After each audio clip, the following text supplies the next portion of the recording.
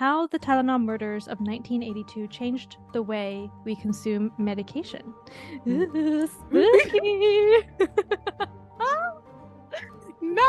Not the Person of Thu soundtrack. I love it. Go ahead. And I just opened the door and I bolted in, and I don't even look to see if he followed me in or not. I ran right to the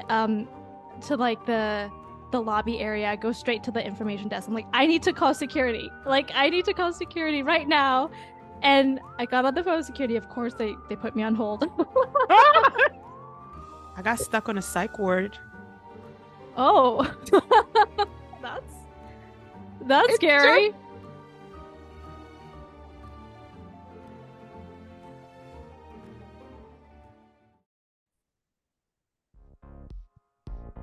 Hello, everybody. Welcome to the Hey Friends, We Got This podcast, where we share our thoughts on the pharmacy profession, experiences as healthcare providers, and explore our identities as two women going after it all.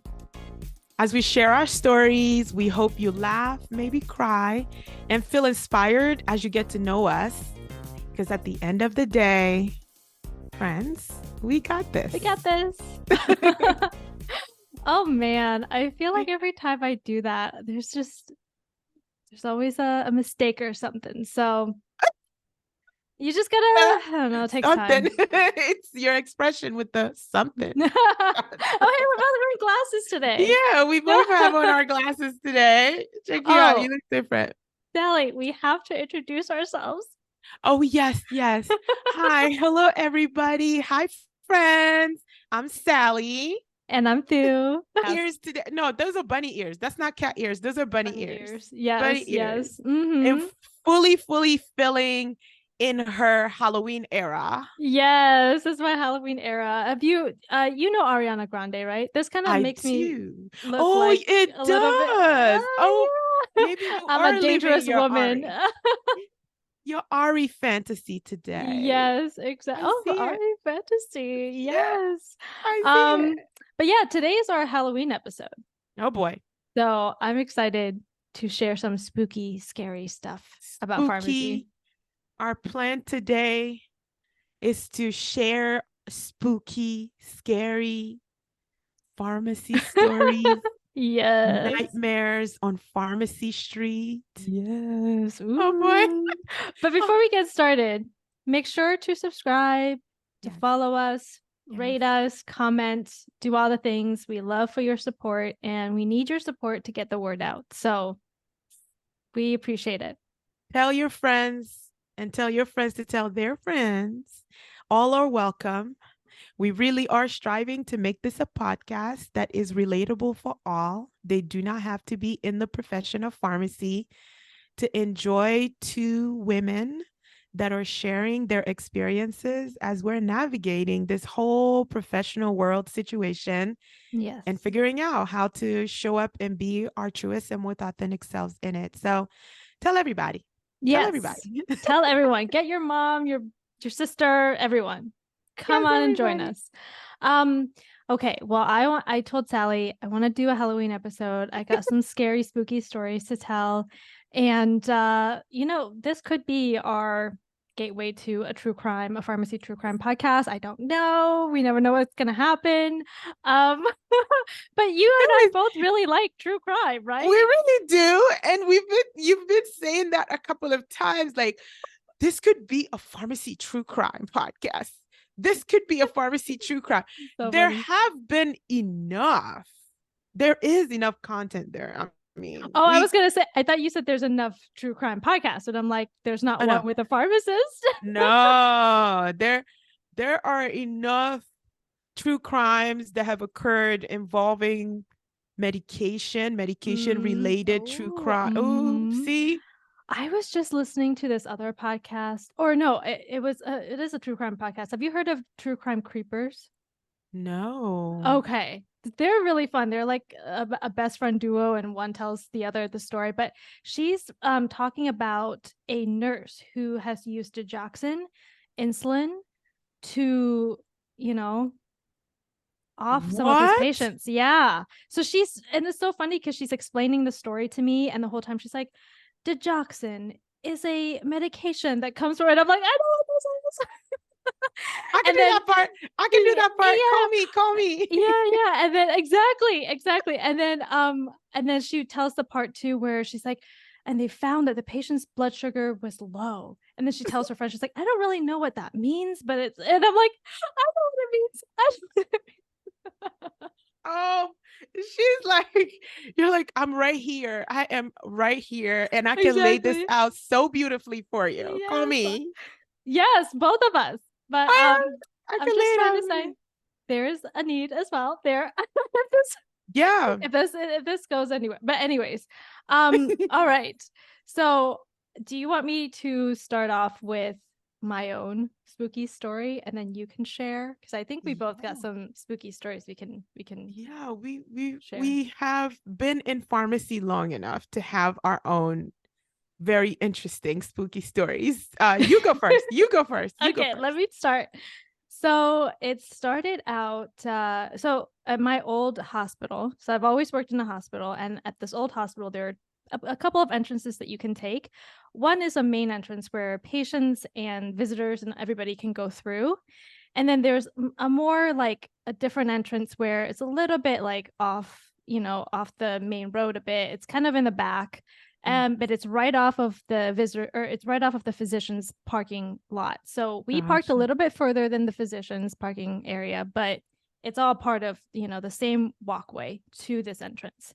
So again, this entrance is kind of like more in the back compared to the other entrance where everybody goes. Um, with this entrance, there's, the parking lot, and then there's like these little stairs that you go down. They're really short steps, but there is some stairs that you go down, and then there's a door, and then you have to use your badge to get in. So this is more of like an employee parking or employee entrance kind of thing. Entrance. So one day I was leaving work, and usually that's around like 4:30, 4:45. And I remember walking out with a couple of residents, but they, for some reason, they had to take off somewhere. And I decided to just go my usual way, which is this entrance in and out. And so I remember getting out of the building, and I see this man on top of the staircase. And again, these are not like big stairs. They're just like maybe a couple steps, but he's on top, and I see him kind of like trying to go down. And at first, he had a weird gait to him. He was a little bit kind of like unsteady. Okay. But the thing is, like, I don't want to judge somebody because of their unsteady gait, right? Okay. So, I mean, he wasn't dressed like a healthcare provider or anything. So it was kind of unusual that he was there In that at those spot. yeah, at that spot. So like I guess the red flag should have come off, but like I've been in this hospital for so long, like nothing bad has happened, so I just didn't think of anything. Like I just didn't think that anything weird was happening, even Oh my though I think God. my senses were kind of going off. But I was like, no, I don't want to judge this person for having a weird unsteady gait. I'm just gonna like kind of keep going. So I'm kind of walking towards the stairs. I'm about to step, on the staircase, and I look at him, and something about it, I just got really scared. I got really Yeah. spooked. So then I decided just to turn around and go back to the door. And I Yeah. notice as I'm doing that he's following me, and he's unsteady. So it's taking him a while. It's taking him a while to like catch up to me, but I'm like trying to get my badge to like open the door, right? Oh I my like get my God. badge. I, scan it, and the door opens. I hear it unlock, and I'm about to open the door, and he's like coming towards me. And I turned to him, and I was like, do you need to go into the hospital? Because I'm thinking maybe he's sick, like maybe he needs help. Yeah. I Oh, know. you're still thinking. Yes, at this point I'm like, maybe something's wrong with him, maybe I can help him. I'm holding onto the door handle, I'm about to open it. I look at him like, do you need to go to the hospital? And he looked at me, and he's like, are you scared of me? Oh. And I was like, and I just opened the door and I bolted in, and I don't even look to see if he followed me or not. I ran right to the to like the lobby area. I go straight to the information desk. I'm like, I need to call security. Like, I need to call security right now. And I got on the phone with security. Of course, they put me on hold. So I'm like, like my adrenaline is like rushing. And I'm on hold with security. I'm so sorry. I'm laughing. What? Security put you on hold? Yes. Yeah. They didn't really pick up. But anyways, I was at least safe. And then next thing I know, I look outside the window and I see him like sitting down, and like security had already gotten him and was like trying to ask him questions and stuff. So I was like, okay, I feel safe now. I did take the main entrance out to the parking lot this time. But yeah, I still remember the moment where he's like, are you scared of me? Like, Scared of me? Yeah. who says that? That was so scary. Anyways, so that's Oh my God. scary Okay. story. Security put you on hold. Why?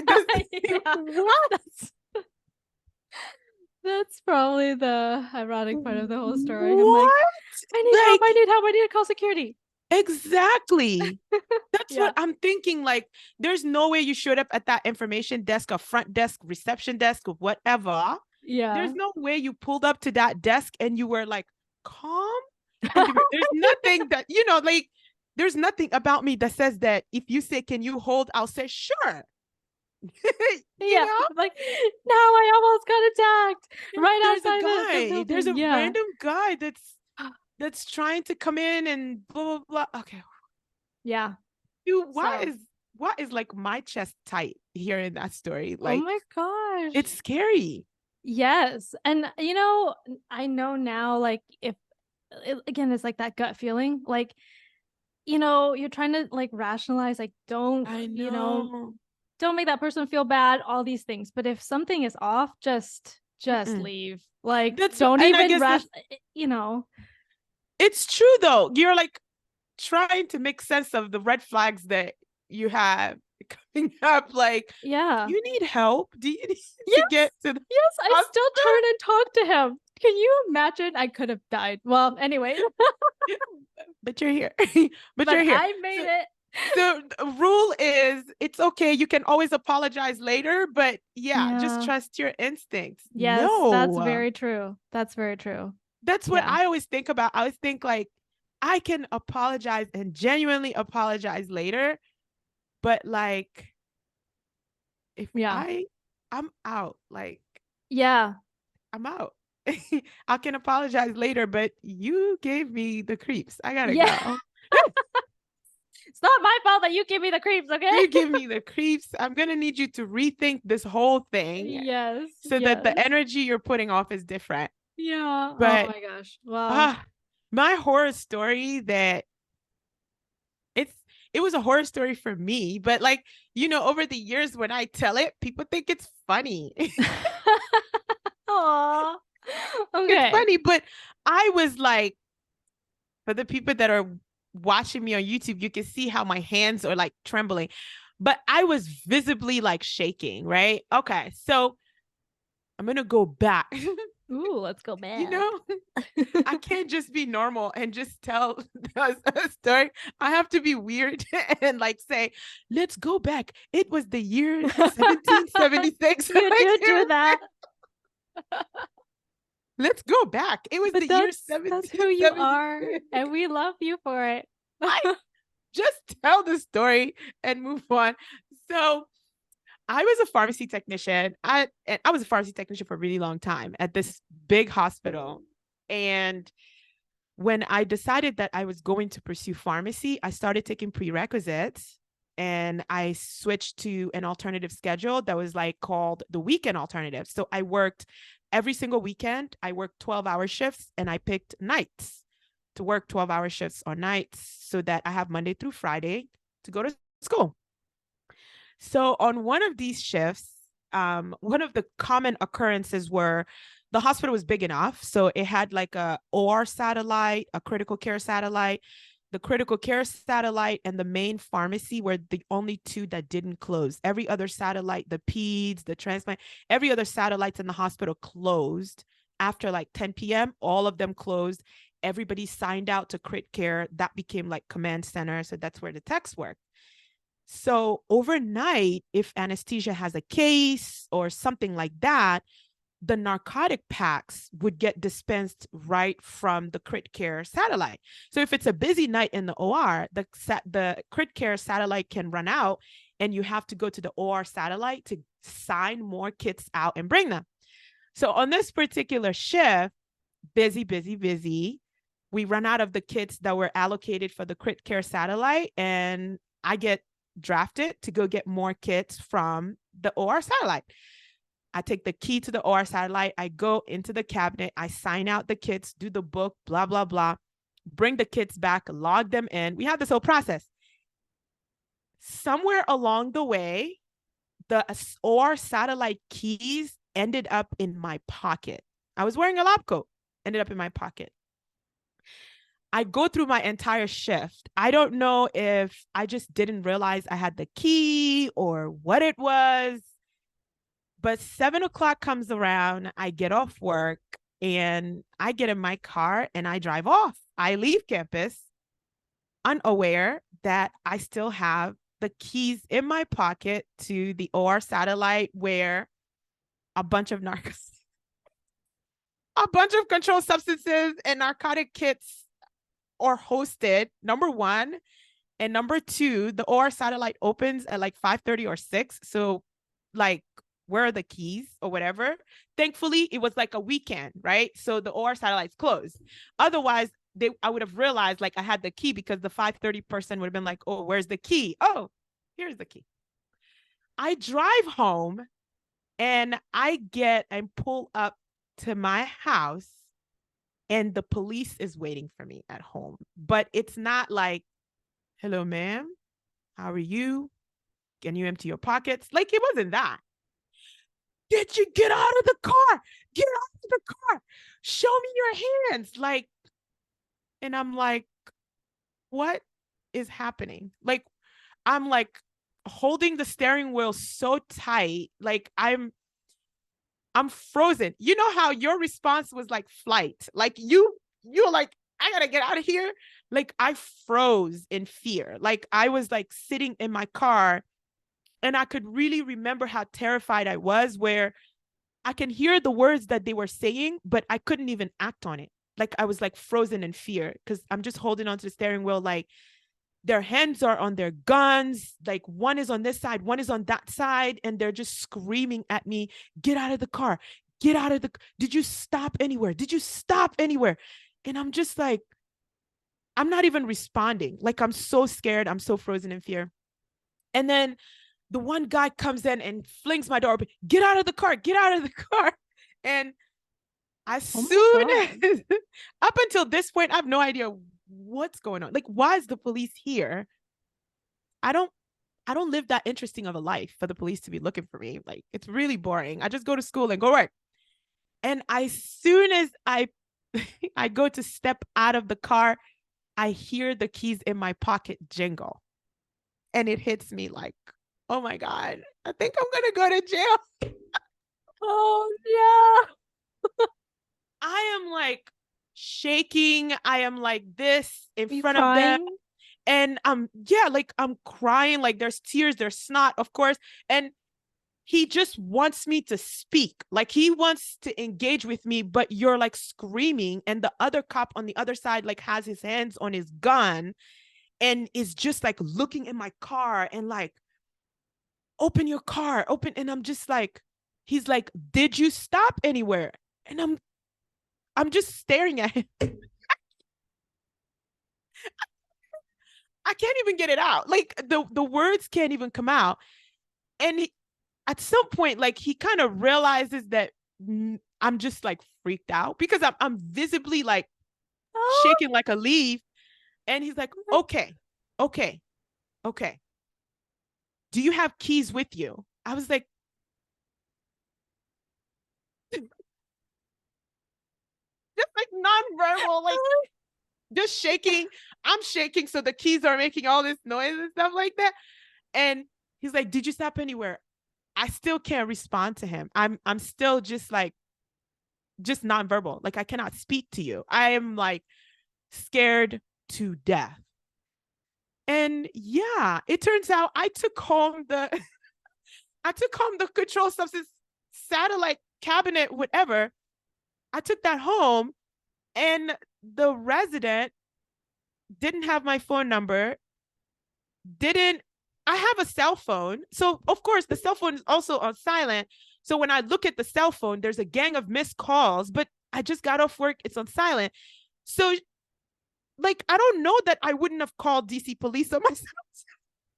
Oh my God, though. I don't know that Really? I wouldn't have called DC police either.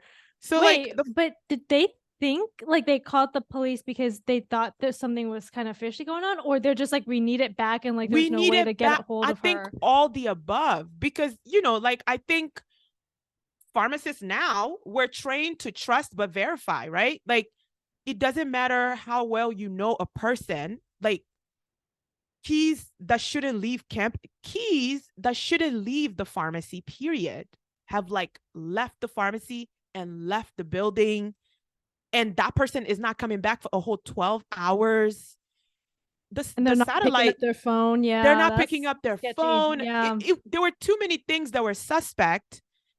I don't know that as a pharmacist today, I wouldn't have also called local police and been like, so the situation is these keys are not supposed to leave this satellite.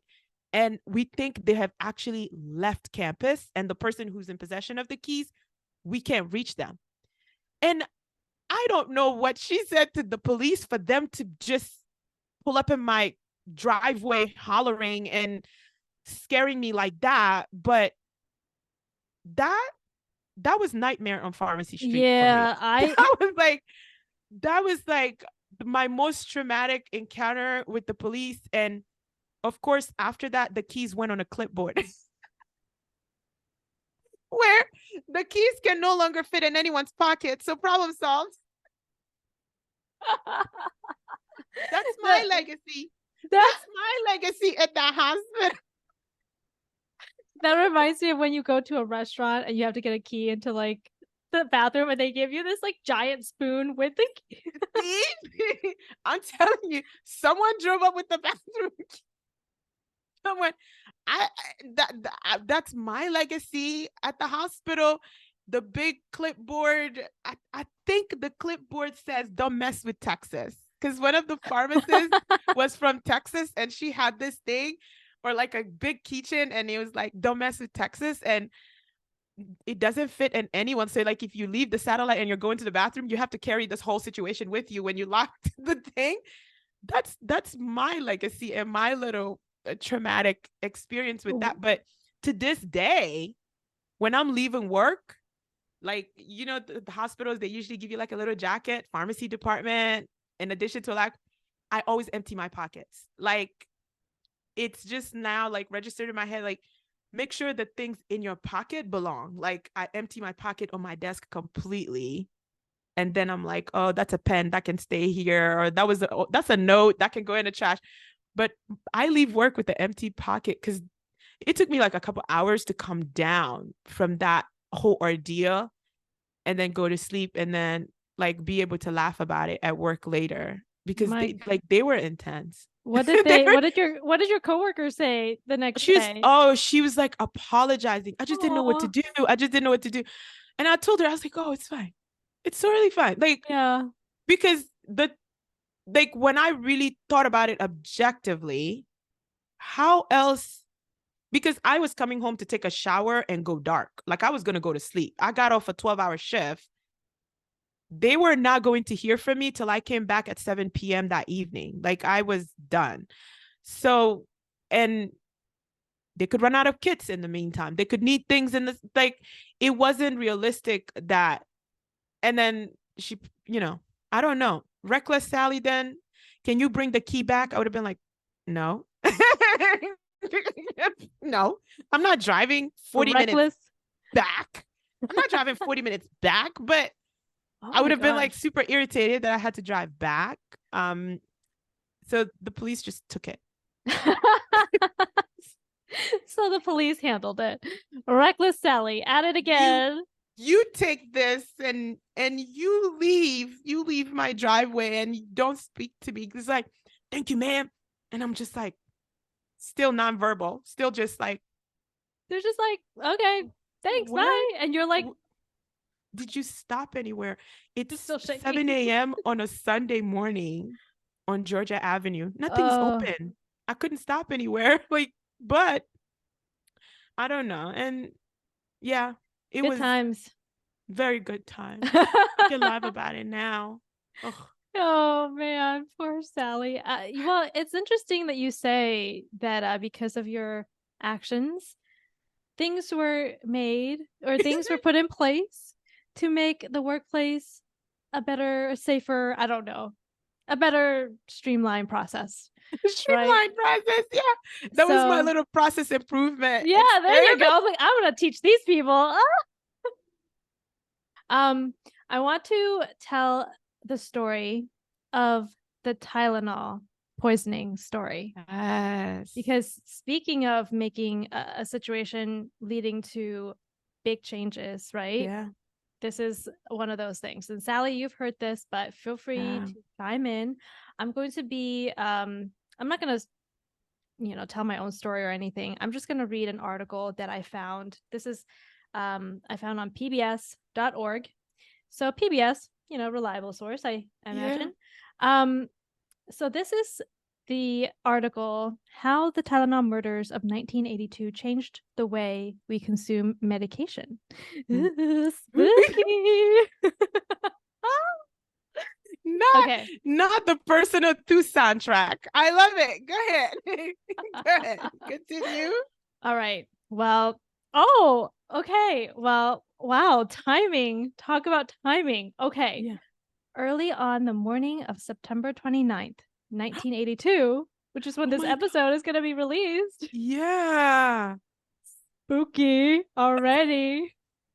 A tragic medical mystery began with a sore throat and a runny nose. It was when a Mary Kellerman, a 12-year-old girl from Elk Grove Village, a suburb of Chicago, told her mother and father about her symptoms. They gave her one extra strength Tylenol capsule that, unbeknownst to them, was laced with a highly poisonous potassium cyanide. Mary was dead by 7 a.m. Oh Within my a week, gosh. her death would panic the entire nation. And only months later, it changed the way we purchase and consume over-the-counter medications. Absolutely. The same day, a 27-year-old postal worker named Adam Janus of Arlington Heights, Illinois, died of what initially thought was to be a massive heart attack, but turned out to be cyanide poisoning. His brother and sister-in-law, Stanley, 25, and Teresa, 19, of Lisle, Illinois, I'm sorry, I'm butchering all these names, rushed to his home to console their loved ones. Both experienced throbbing headaches, not uncommon to a responsive death in the family, and each took a Tylenol extra strength capsule or two from the same bottle Adam had used earlier that day. Stanley died that very day, and Teresa died 2 days later. Over the next few days, 3 more strange deaths occurred. 35-year-old Mary McFarland of Elmhurst, Illinois, 35-year-old Paula Prince of Chicago, and 27-year-old Mary Weiner of Winfield, Illinois. All of them, it turned out, took Tylenol shortly before they died. Is that so crazy? And That's so disturbing. so disturbing. And pay attention too, because it's all in Chicago, Illinois area. Yeah. Yeah, so there's definitely a pattern there. It was at this point, early October of 1982, that investigators made the connection between poisoning, deaths, and Tylenol, the best-selling non-prescription pain reliever sold in the United States at the time. The gelatin-based capsules were especially popular because they were slick and easy to swallow. Unfortunately, each victim swallowed a Tylenol capsule laced with lethal dose of cyanide. McNeil Consumer Products, a subsidiary of the healthcare giant Johnson & Johnson, manufactured Tylenol. To its credit, the company took an active role in the media in issuing mass warning communications and immediately called for a mass recall of more than 31 million bottles of Tylenol. That's really important. Isn't that so crazy? And I think in this time too, pharmacists could definitely play a big role in providing that education to consumer and getting those things off the shelf. Yeah. Tainted capsules were discovered in early October in a few other grocery stores and drugstores in the Chicago area, but fortunately, they had not been sold or consumed. McNeil and Johnson & Johnson offered replacement capsules to those who turned in pills already purchased, and a reward for anyone with information leading to the apprehension of the individual or people involved in these random murders. The case continued to be confusing to the police and the drug maker and the public at large. For example, Johnson & Johnson quickly established that the cyanide lacing occurred after cases of Tylenol left the factory. So this was done when it was put on the shelves, it looks like. Yeah. Oh my gosh. Yeah. Police hypothesized, must have taken bottles off the shelves of local grocers and drugstores in the Chicago area, laced the capsules with poison, and then returned the restored packages to the shelves before or to be purchased by the unknown victims. To this day, the perpetrator of these murders have never been found. Really? No one knows what happened. Oh, I guess one man, James Lewis, claimed to be the Tylenol killer, wrote a ransom letter to Johnson & Johnson demanding $1 million in exchange for stopping the poisonings. 1 million? Just 1 million. No. Really? That's what you want Johnson & Johnson to give you? Yeah. 1 million? That's it? I don't understand why they would. Yeah. No, After that's too.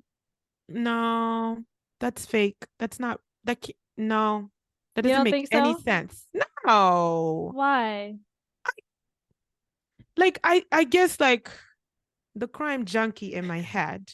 The crime junkie in my head. When you hear like ransom notes, they usually the ask is usually rather proportionate to the payer's capabilities. Like they don't ask, you don't ask $1 billion company to give you 1 mil. Interesting. Unless you're just intellectually challenged and you have no idea that they are $1 billion company. Yeah. That just doesn't seem like much. Sally's like putting on her detective hat. She's like, I don't Let me think adjust. so. Let me adjust my. That's okay, but I thought that. You see, I'm so glad you're doing this because you're teaching me. What? I'm going to say that that was an assumption. I assumed that the perpetrators were in fact caught. I really did. I cannot conceive that they did it. Yeah. I know. I think if you do it now, there's so many cameras now that I don't think you would be able to get away from this at this time. Yeah. But I'm can you thinking imagine somebody thinking like and planning to do something like this? And actually doing it. And then you're hearing about people actually but just dying. Like random people. Random all over, ranges of different ages. It's not like towards a specific people or specific groups. Yeah. It's just like, I'm just gonna do this to like kill other people, hurt other people. That is creepy beyond anything. It's creepy. It's dark. It's disturbing. Very disturbing. It's disturbing. Saley, you were right, because after a lengthy cat and mouse game, police and federal investigators determined that Lewis lived in New York and had no demonstrable links to the Chicago event. So, that said, he was charged with extortion and sentenced to 20 years in prison. He was released in 1995 after serving only 13 years. All right. What? What? They took out some frustrations out on him. 20 years? 20 years? You get 20 years for sticking your nose in a business that had nothing to do with you. That ought to teach you. That ought to teach you. That's our lesson. That's the lesson from this podcast today. Do not extort anybody. That is what we're trying to teach you. The lesson today is mind your business. Oh. Other copycat poisonings involving Tylenol and other over-the-counter medications cropped up again in the 1980s and early 1990s, but these events were never as dramatic or as deadly as the 1982 Chicago area deaths. I'm dyslexic sometimes. Conspiracy theory. We know what you're saying. We know what you're trying to say. It's okay. Conspiracy theories about motives and suspects for all of these heinous acts continue to be bandied about on the internet to this day. I didn't know bandied was a word. Before the 1982 crisis, Tylenol controlled more than 35% of the over-the-counter pain reliever market. Only a few weeks after the murders, the number plummeted to less than 8%. I don't blame them. I would just not, like, no more Tylenol for the rest of my life. That's so scary. To be in that boardroom. Oh, man. To be the fly. They probably thought that they were done. But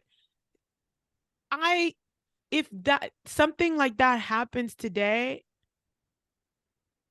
like my transplant team is gonna have a heck of a time convincing me to take Tylenol. If something like that, if something like that happens today, well, because my choices are super limited. As a person with kidney disease, my choices are like this big. Yeah, you're like, I'm gonna take a chance. I don't know if I want to die of cyanide poisoning. I think that this one little Motrin isn't going to kill me. I think I want Motrin, but I'm not taking a Tylenol. That's what I would be telling them. And people who were young adults and adults through that era, I would be curious to know if some people were like permanently turned away from the medication because of this. Like that one family, like to console your family of, you know, of their loss, and then take the Tylenol and also pass. I mean, that's heartbreaking. Yeah. But you know what's interesting is we still have issues with medication. The quality of medications to this day is just different. Now it's because of manufacturing in China, for example, that's got contamination. Counterfeit drugs or contamination of things. Yeah. So we're still running into that problem. It's just now not necessarily related to a creepy killer, but a creepy killer. I think the counterfeit drug, especially the counterfeit drug problem, because, you know, being in med management, I used to talk to some patients like, no, we go to Canada, we go to Mexico, we order it from an online pharmacy in Canada and stuff. And counterfeit drugs have really, there's like an uptake that they've seen in their presence in the US market because of that online pharmacy market and people being able to get drugs imported to them. I think like the one example that sticks out in my mind are the people that were taking aspirin when they thought it was Xarelto. I did not know about this. Yeah, it's one of, I think, like the super common examples that they point to. People were taking, I can't remember where they were acquiring it, but it was like the bottle it's the purple writing that says Xarelto, but it wasn't. Like they were getting it from outside of the country somewhere, and they were taking aspirin the whole time, which catastrophic consequences. Something like a medication that's like that. Like Xarelto is a life-saving drug for a lot of people that are on it. So what happened? Like, I'm gonna let you finish. What happened as a result of this? I'm still hot that there was no one arrested for this. I know, right? Well, Sally, you are asking the perfect questions, because this next paragraph here says, for example, oh wait, did I miss a whole paragraph? No. Basically, the paragraph here says the dire situation, both in terms of human life and business, made it imperative that Johnson & Johnson executives respond swiftly and authoritatively. For example, Johnson & Johnson developed a new product protection methods and ironclad pledges to do better in protecting their consumers in the future. So this was it was coming from Johnson & Johnson? They're the ones that developed the protection method? Wow. Isn't that interesting?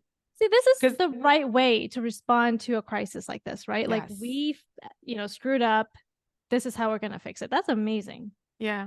So working with the FDA officials, they introduced a new tamper-proof packaging, which include foiled seals and other features that made it obvious to consumer if foul play had transpired. Yeah, absolutely. These packaging protections soon became industry standard for all over-the-counter medications. The company also introduced price reductions and a new version of their pills called a caplet.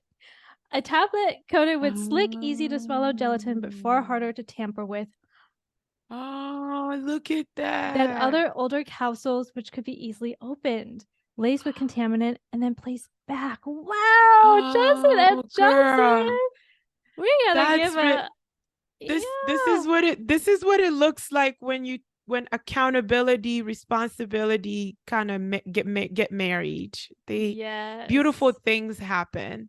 I That's love their amazing. response. Yeah, I Yeah, love they the didn't just do response. one thing. They did many things to Many things. really protect their consumers. That's Yeah. amazing. So I feel like they've regained my trust. I can take Tylenol again now. Throughout this course of this article, I went from I don't know if I can trust them to I love Johnson and Johnson and I will take their Tylenol.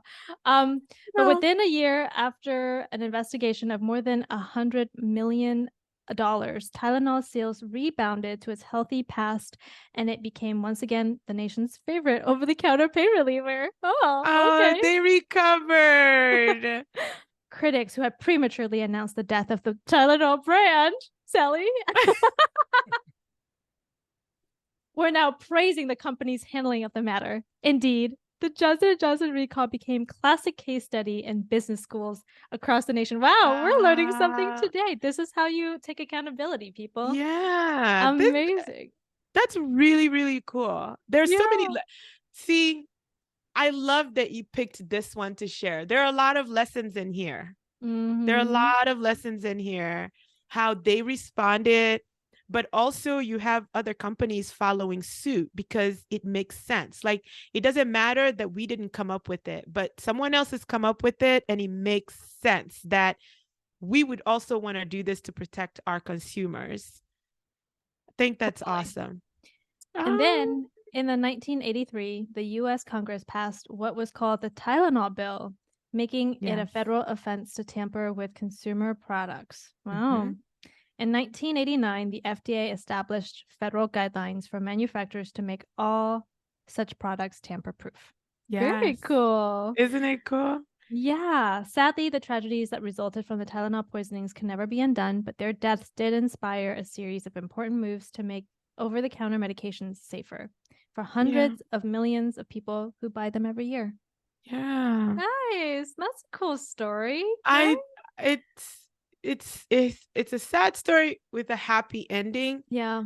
in that like real action was taken to prevent similar foolish acts from ever happening again. And my God, to think that Tylenol could be unsafe, I would be done for. It would Yeah. be done for. Well, Like my choices are like super limited. It's the one thing that if you come in my house and ask, I may not have gone grocery shopping. There's maybe no milk, no bread here, but there's Tylenol. do you want to give the audience a little education why Tylenol is the only safe over-the-counter pain medication for you, Sally? We said, what did we say, Thu? We said that they couldn't come here and expect to learn anything about medications, Yeah. about pharmacology, about medication safety. And now Oh, you're putting me in a drug disease now you're like, interaction lecture. well, if you must Well, know. well, the super simple version, I'm going to be mindful of the non-pharmacy folks listening. I am a kidney transplant recipient, which means that I have end-stage renal disease, which means that my native kidneys do not work. So I needed a kidney from another person to be in front of you today. A fact I'm very grateful for. But medications like ibuprofen, Aleve, naproxen, or part of a class called non-steroid anti-inflammatory drugs, I cannot take. And that's because they can exacerbate kidney disease, but a not intricate mechanism, but we're not going to get into it. Nobody's here to learn about anything. We're not doing that. But NSAIDs, as they're called, are not safe for me. The blood pressure implications and how that could indirectly affect my kidneys makes Tylenol the only over-the-counter pain and fever reliever that is safe for me to take. So you see, I would have been panicking in 1982. I would have been like on the phone with Georgetown. What like, do I do? My eyelash hurts. Dude, my eyelashes, my eyebrow is twitching and it hurts. What do I do? Yeah. Like, I'm gonna make up pain. I'm just gonna make up pain because I need you to solve this. I need you to tell me, what do I do if I don't trust Tylenol anymore? Yeah. That's amazing. Can you imagine being a pharmacist during that time and getting probably a lot of those consumers coming to you and like, what do I do? How do I?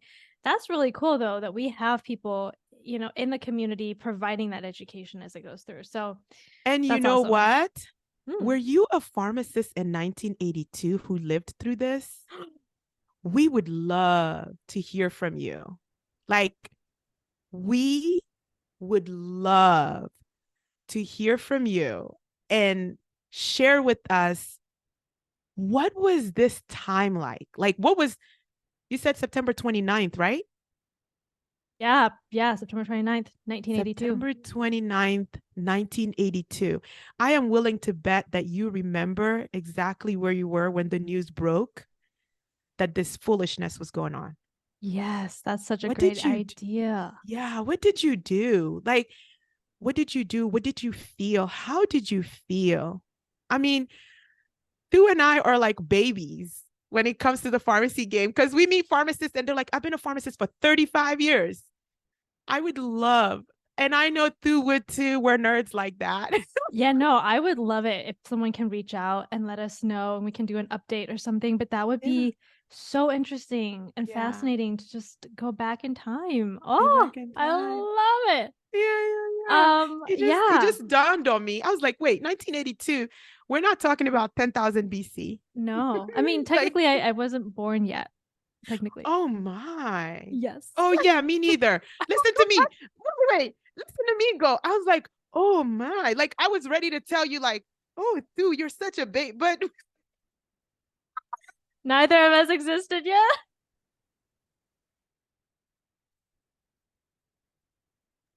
Dude, this is awful. It just registered in my mind, like, oh wait, no, me neither. No. My parents were still dating. That's so cute. Wow. That's so funny. Oh my God. Man. This is so much fun. I've enjoyed this episode. And Thu, I really love your research skills because you pick them good. Thank you.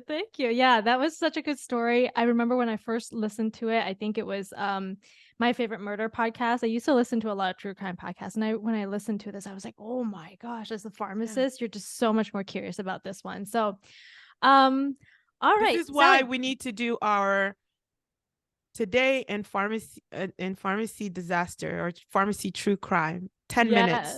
10 minutes every time. 10 minutes of you giving it straight up a pharmacy related true crime. I'm telling you. Hey guys, stay tuned. We will be developing this idea. Yeah, guys, if you're interested in something like this, let us know. Give us ideas. We'd love to hear your feedback. We'd love to hear what more we can do to cater. I mean, this is Saley and I's podcast, but it's really everybody's podcast together as well. Mm-hmm. Do you have any other scary stories you want to share, or should we take a break? Oh my goodness. I got stuck on a psych ward. Oh. That's scary. It's not scary. It's maybe it belongs in another episode of all the weird things that have happened in Sally's life. Like, I was just doing my job, delivering medications to the psych unit. Same hospital, guys. Same hospital. And I must have forgotten my badge in the main pharmacy and left it. And because the psych unit, you have to ring a doorbell anyway. And the person who let me in knows me because I deliver there often. But then it was time for me to leave. And the security guard thought I was a patient trying to elope.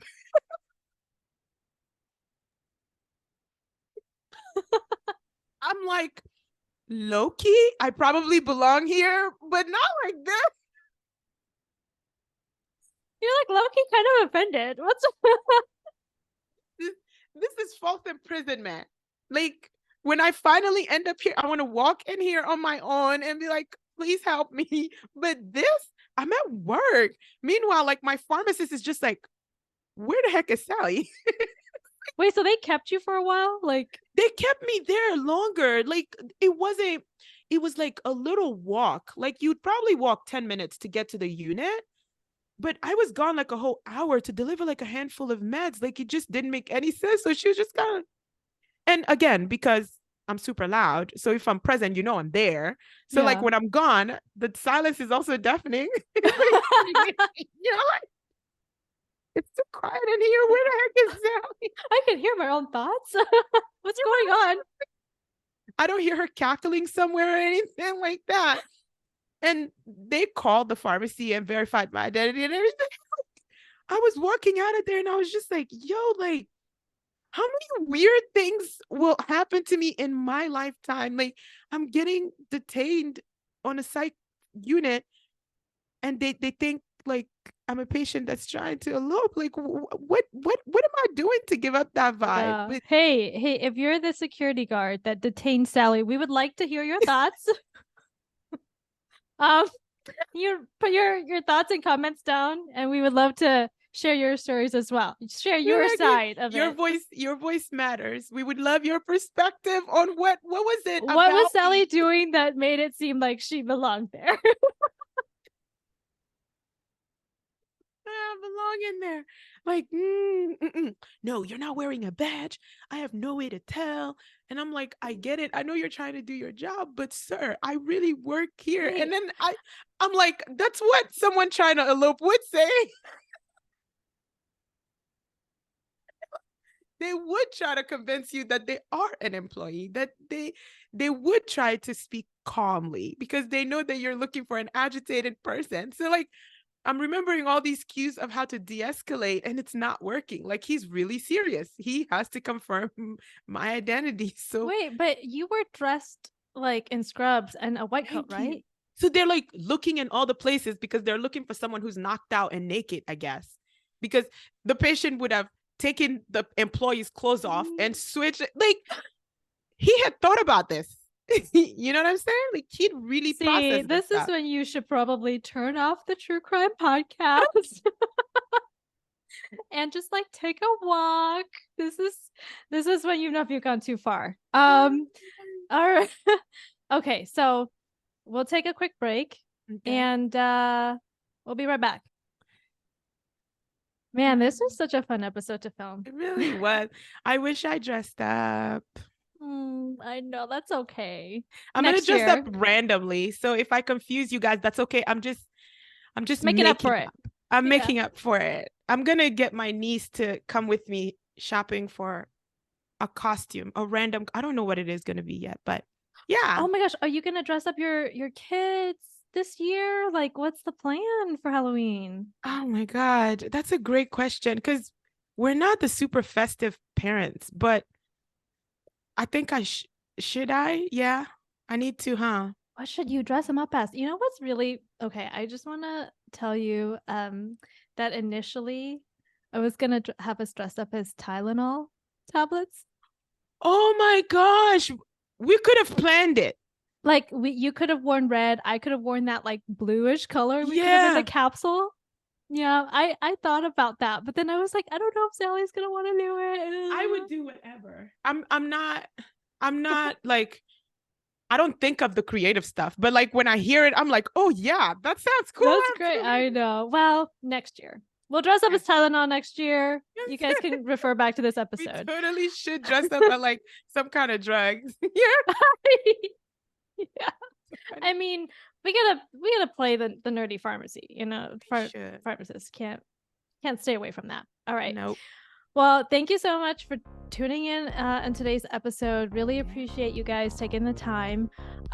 This episode again is available on YouTube, Spotify, Apple Podcasts, or wherever you get your podcast. Please, please, please rate, like, and subscribe to the podcast. It really helps us get the word out there, and it helps other people find the podcast. 5 stars, super awesome.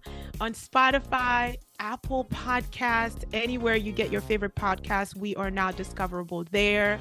All of our social media, follow us, like, subscribe, and follow us on all of the social media platforms.